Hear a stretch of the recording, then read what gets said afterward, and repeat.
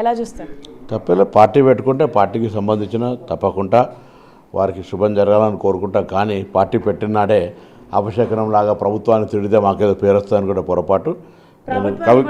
ఏకంగా మీ ముఖ్యమంత్రిని అందుకే ఆ వ్యాఖ్యలు చూస్తుంటే వాళ్ళు తొందరగా రాజకీయాలు ఏదో జరగాలని కోరుకుంటారు. 10 సంవత్సరాల పాపం మీ వెంట ఉంది. మేమేం కోరుతున్నామంటే కవిత గారు తప్పకుండా మీకు రాజకీయ పార్టీగా స్వాగతం చెప్తాను. కానీ ముందు ప్రభుత్వం అధికారంలో ఉన్న ప్రభుత్వానికి బాధ్యత గల ప్రతిపక్షంగా రావాలని మీరు కోరుకుంటే సామధాన భేద దండ ఉపాయాలు అంటారు. ముందు సామరస్యంగా ఏం సలహాలు తీసుకుంటే బాగుంటుంది, ప్రభుత్వం ప్రజలకు ఏ అవసరాలు ఉన్నాయి చెప్పండి. ఏం లేదు అట్టుగానే ఇష్టం ఉన్నట్టుగా తిరిగితే మీడియా కవరేజ్ వస్తుంది కావచ్చు, కానీ పబ్లిక్ అప్రిషియేషన్ రాదు. అంటే ముఖ్యమంత్రి కరుడు కట్టిన ముఖ్యమంత్రి, ఒక హిట్లరు, అది ఇది నియంత అని చెప్పేసి పెద్ద కదా ఆ వ్యాఖ్యల వల్ల మీరు చూయిస్తారు మాట్లాడతారనే ఆలోచన ఉండొచ్చు. దాంతో ప్రజల దగ్గర ఏం లాభం జరగదు.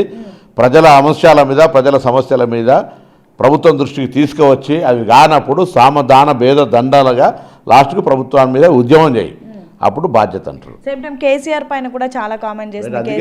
సరే 10 సంవత్సరాలు వారితోటి కూతురిగా రాజకీయంగా వారసంగా ఉండి ఇలా మాట్లాడి సొంతంగా రాజకీయ అజెండాతో పోతే మనం ఏం మాట్లాడేది లేదు.